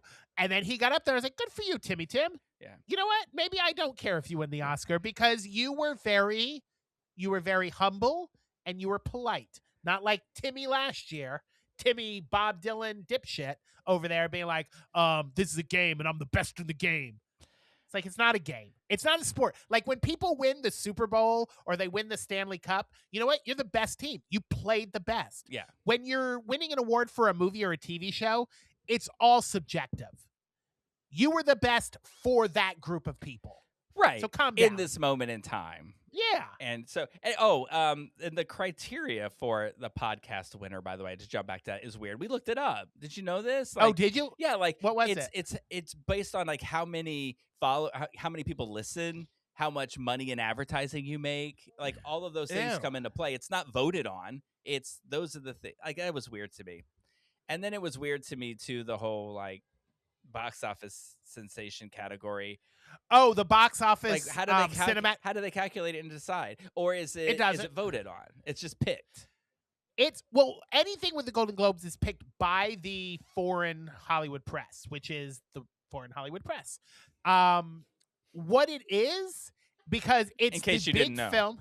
Yeah, it's the press that writes about Hollywood that's foreign. So you can't be like a U.S. journalist who writes about entertainment. Be on it. But last year they gave it to Wicked. So what it's turning into is a big movie who we're not giving any other fucking award to. So we'll give you this one. So they gave it to Sinners this year, which won Best Sound, but we don't, or Best Score. We don't know that because they didn't fucking air it. And last year, Wicked was nominated for a bunch of Golden Globes, only one. So it's basically the movie that did well in the year that we're not going to give anything else to. Yeah. So how is this? Answer this for me on the Golden Globes. You can say out loud without getting bleeped. You can't say I'm high as shit. No. Because that'll get you bleeped. But you can say you don't make this pussy pop. How is that? Because you don't make this pussy pop. Poopy. See, can you tell we're not familiar with that word? We both I'm not familiar with what it is. I will say, I wrote this note down because I thought this was hilarious. And why does it pop, Caitlin? Can you tell us? Go ahead. We want to know more. Okay, so 2 things that happened during this, like over the course of the show that I was really intrigued by. Okay, so when Erin Doherty got up and she won for Best Supporting Actress for Adolescence, when she got up, she said the word fuck. But did you catch? They censored everything in the sentence except for the word fuck. I'm like, I don't know who's working that censor board, but you fucked that up. They're fucked. Because it was like, it was blank, and it was just like, fuck. It's like, what? The other thing is when K-pop Demon Hunters won Best Animated Film. I don't know if you noticed this, but you should go back and watch this if you didn't notice this. But while they're giving their speech, a puff of smoke comes up over the. Jen said somebody something. was fucking vaping. Yeah, Jen said something. It went. You see a puff of smoke come up. It's like, leave your vape at home next time. Yeah. Come on. Weird stuff. Let's talk about adolescence. Have we talked about this? Okay. Have I told you about this? Have you watched it? We talked about. Yeah, we talked about it on the show. Okay. Oh, when we talked about the Emmys, yes. But you and show. I hadn't watched it by then. After the Emmys, but after the Emmys, I think we watched it after the Emmys. I went and watched it recently. Did we watch it on our own, or did we watch it for the podcast? We didn't watch it for the podcast. There was nothing gay about it. But man, that show so good. Wow! Did you hear what happened on the red carpet? Mm-mm. They were talking to the main guy who won Best Actor, and he said they're working on a second season that takes place like 10 years after all this happened, and he gets out of prison. That's great. I can't wait to see it. I'm so excited. I can't wait to see what that character becomes, because that kid was scary. But now, given that character, I love the show. I love the character. What the fuck was he wearing? Oh yeah, it had pleats on the side. It was interesting. Yeah, you know what it looked like? You know when you watch like a sci-fi movie and it's like 100 years in the future and they're all wearing the same stupid fucking silver suit? Yeah. That's what it looked like. I did see a behind the scenes video of him where he went up to Leonardo DiCaprio to shake his hand and get a selfie with him. It was really cool. Leonardo DiCaprio was really cool about it all. I just got to say this about for those of you who haven't seen Adolescence, you have never seen a show like this. It's mesmerizing. So good. So good. Bellany showed us a behind the scenes of it, because every episode is an hour long and takes place with one shot. It's one continuous shot. And have you seen the behind the scenes and how they did it? No. It's mesmerizing. Like so somebody will be walking with somebody and it's face like this, but then there's another person in the hallway that you can't see, and they back out of the hallway, they turn the camera, and then they unlatch it and latch it to another camera, and then that person takes it down. And then there's one scene like where, because you see the scenes where you see like the car that they're in. That last episode blows my mind. You'll see the car that they're in and there's no cameras on it, but then they go to get in the car and then drive away, and somehow it's all getting filmed. And at some point they attach it to a drone, and a drone goes into the air and comes back and then attaches to another camera. It's insane. And what this guy who won the award for Best Actor, the acting ability of this guy in that last episode blows my mind. It is insanely great. I'm not going to acknowledge that Chris is behind you because he doesn't want us to. He doesn't exist in the framework So of anyway, this podcast. everyone who wins an award for that show deserves it and more. Yeah. It was great. It reminds me, and I will look up, but there's a I don't know if you remember this, but like right before COVID, Jim Carrey did a show on Showtime called Kidding, where he plays like a Mr. Rogers character. And there's a scene it's just one scene in one episode where this fan of the show shows how she's been watching him since she was a kid. And it's her watching the TV as a kid. And then they're like panning around the living room of this apartment of all these things happening as she grows up. And he's the only thing that's continuous in her life on the TV. And there's a video you can look up on YouTube of them. It's split screen of the actual scene and them filming it, pushing the camera around, and as the scene moves out of frame, they like remove walls and bring new walls in, and it's like watching ballet. It's like the most amazing thing, just how they're moving things in and out of frame of this particular scene as she's going through these years of watching the show. And it's absolutely amazing. And I imagine that adolescence is filmed Stop laughing, Caitlin. She's laughing because I slurred my words. Jeremy's had a few drinks. So anyway. Okay, so now that you're drunk and we've talked about Snoop Dogg and we've told him what he can do with himself, let's just relish the existence of Wanda Sykes. Okay. Before Wanda Sykes, I just want to say this, and this is a public service announcement for anybody at any award shows. If you are not Jack Nicholson, do not wear sunglasses indoors at award shows. You just look douchey. Who did it? There was a couple of people wearing sunglasses. And I'm sorry, and I know it's not fair, but if you're not Jack Nicholson, you cannot wear sunglasses at an award show. You just can't. Also, the annoying announcer, no one gives a fuck that you want to see Mamma Mia 3. I wrote that note here because he ranted about it when Stellan Skarsgård won Best Supporting Actor. And he's like, he's in Mamma Mia, and I want to see him in Mamma Mia 3. No one cares. I know you know what? Him from Mamma Mia is what I picture him as. So when he was up there giving his speech, I was like, my God, he's old. Yeah. You know, it's crazy. It's like when I see the cast of Friends now, I think the same thing because I see them every day in their 30s. And then you see them now. And they're not. Yeah.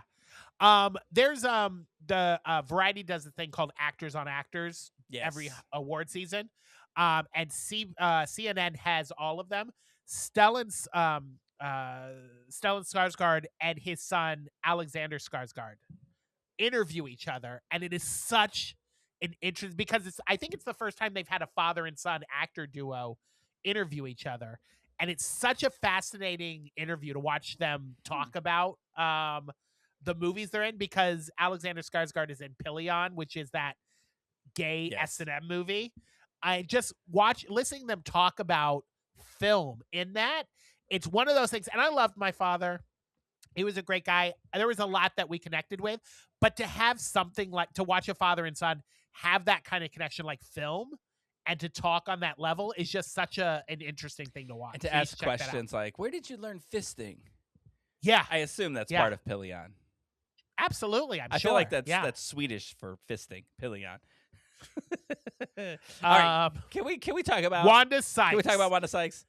Girl. Wanda Sykes is a fucking badass bitch. Right. Can I say that? B-A-B, badass bitch? Guess who thinks she's just a bitch? Probably Bill Maher. Bill Maher. No, right before when I looked, because obviously you sent me the link through Facebook Messenger, so I pulled a Facebook. The first story on there, I wonder if it's still up. Let me see. Was a Bill Maher story. No, it reset. Basically, with him bitching about how he didn't win the Golden Globe because Hollywood's too woke and doesn't like that he speaks the truth. No, you're just fucking stupid, and your comedy special sucked. You didn't win. Look, I've been vocal about. I used to watch him. I loved his show. Yeah, and I stopped watching it when he made a comment about cutting penises off of 8-year-olds. It was absurd. Yeah. It was ridiculous. I get you're a comedy show, but if you're gonna live in just made up shit and then blanket it in, oh, I'm a comedian. It's just a joke. Fuck you. Right, because you and Snoop Dogg can go fuck yourselves. he'll say, I tell the truth. I'm just a comedian. You got to pick a lane. Anyway, when she said, you do too much. Like she goes, really, oh my God, and he's much. like, he was like, he's what? like, what? Ugh. What are you talking about? But the way that she called him and Ricky Gervais out, and she's like, Ricky Gervais isn't here, so if he wins, I'm going to accept the award in his honor, and I'm going to thank God and the trans community. I was like, fuck yeah. Do you know what I think happened? And then I think she said, Ricky Gervais, if you win this is what I'm going to do. I think Ricky Gervais didn't win. I think somebody was like, oh, let's see this, and went back out there and said, here's a new envelope. And then she's like, Ricky Gervais won. And she's like, perfect. I want to thank God. And, now, I will say, uh, even though I can't stand them, one of the things that I did this last year, because it's one of the most accessible categories, I watched all of the comedy specials that were nominated. And absolutely, Sarah Silverman should have won. oh, yeah? Her I like comedy her. special, better than all the rest of them. Kevin Hart's was fine. You know, Kevin Hart is Kevin Hart. Camille was, I think he's a great actor. I just never thought he was that funny. The guy from Ted Lasso, again, great actor. I didn't even know you were a stand-up comedian. I'll be honest. I didn't either. I didn't think it was that good. I thought it was a Bill soccer Maher player. and Ricky Gervais are fucking douchebags, and their entire comedy specials are, everybody hates us because we just say what's on our mind. I don't know why you're such haters. Because you're idiots and you're assholes and you're old fucking stupid people. And we like to say what's on our minds. And Jeremy really likes to say what's on his mind when he's had a bottle of wine, which is the whole purpose of the show. Fuck you, Richie Gervais, and Richie. fuck. You know what? I got a list. Ricky Gervais. That's his name, right? And did I say it wrong? I think he slurred it in a way that made me laugh. Anyway, if you are a dick, fuck you. We got a couple more minutes here, so I want to ask you real quick. Oh shit! Sorry. Yes. What's your take on One Battle After Another? Because I saw the movie. It is okay. I'm fastly because I saw the movie too. It's on HBO Max if you don't want to see it in a theater. I am really, I don't know. Maybe it's just I'm getting older. I'm really finding myself not connecting with movies. The Academy is like, oh yeah, you should. This is a great movie. I thought it was fine, but all of the attention it's getting, it's making me be like, it's not like as great as you're making it seem. I thought Hamnet was Did you laugh boring, all the way through it? Because and apparently I thought it's Hamnet. a comedy. Okay, that is a Golden Globes thing. Golden Globes a few years ago, and I think Judd Apatow said this, made The Martian a comedy. Yeah. The Golden Globes are stupid. His bit? They're just dumb. His bit was great. So funny. Yeah.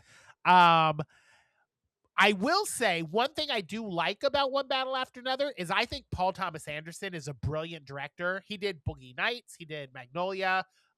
There Will Be Blood. Phantom Thread. He's done some great films. And I feel like this is one that people are latching onto to say it's a Lifetime Achievement Award. Like, you should have won it for one of those other great films. I don't think it's a bad film. I don't think it's the best film of the year. I like Leonardo DiCaprio, so I must preface this. I like Leonardo DiCaprio. But I'm starting to think that maybe he doesn't have range anymore. He used to. No. Like, he's fallen into that I'm a movie star category. Or he's always playing Leo. I never think that's a character. I think that's Leonardo DiCaprio playing a character. Yeah. And so, but so many other people don't. Anyway, so I think that I also think that the woman who played his girlfriend, who was the mother of the child in it, I don't know that she was dynamic. She should not. She also shouldn't be Best Actress. She's not in the movie long enough to be Best Actress. I thought that about the lady who won for Adolescence. I was like, she was in one episode. Well, she won Best Supporting Actress. Yeah. But I just think that other people were in a lot more of a show and maybe deserved it. But anyway, all in all, I thought the Golden Globes were good. I thought the things that we talked about were great. Like the host bits were great. Wanda Sykes was great. that kind of thing. I so. actually, now that I have Netflix because Stranger Things is out, I watched K-pop Demon Hunter. I thought it was a good movie. I'm glad it won. Have you watched Pluribus? Okay. No, but after I read what it's about, I didn't know. I'm gonna have to get Apple Plus to watch it. I didn't know anything about what it's about, but she won, so I was like, let's check it out. And at the end of the first episode, I was like, wow, this is crazy. This is a crazy concept. So the premise of the show I read about sounds great. Yeah. Sounds crazy. Yeah. So I can't wait to see what happens. We tried to watch another episode, but it was like 10 o'clock. I was dead tired. I'm an old man. All the TV stuff kind of lined up with the Emmys, so there were no surprises. Adolescence won everything. The Studio won everything. The Pit won everything. Hamnet won Best Drama, which was a surprise. Most people thought Sinners was going to win. I thought Chloe Zoa gave a great speech when Hamnet won. I also had no idea that Steven Spielberg was the producer on the film. Yeah. So when he got up there, I was like, oh, that's Steven Spielberg. But yeah, there's a lot of movies I got to watch. Begonia, which I hear is crazy, has Emma Stone in it and Jesse Plemons. It looks That's like on what's that Hulu? one crazy movie she did with Mark Ruffalo? It's from the same director. Yeah. Yorgos Lanthimos. It's Poor Things. Yeah, it looks batshit crazy like that. So I got to check that out. But there's a lot of movies I got to check out. Also, they always have like these like A-list actors who show up and give like the last few awards out that they always cut to for everything. And this year it was George Clooney and Julia Roberts. They kept cutting to for everything. And I thought they both did good, even though I thought George Clooney and Don Cheadle's bit went on a little too long. I love Julia Roberts. I thought her thing was great. Oh, you know who was good? Jason Bateman's was good. Oh, that was whole good. thing with the podcast. Yeah, the three of them was really good. That was fun. That was the only part of the announcers that I thought was funny. That was really Everything funny. else I could have been without. But I thought all in all it was good. It was good. And we got the Grammys coming up next, and then we've got I'm not going to the watch SAG the Grammys, Awards, just letting you know. BAFTA, and Oscars, and then that'll be the awards. Is season. Allison Janney getting a Grammy? Otherwise, I'm not watching it. I'll look into it. All right. Maybe she will. Thanks. All right. But so we've got more coming up, and until next week, the cork is back in the bottle.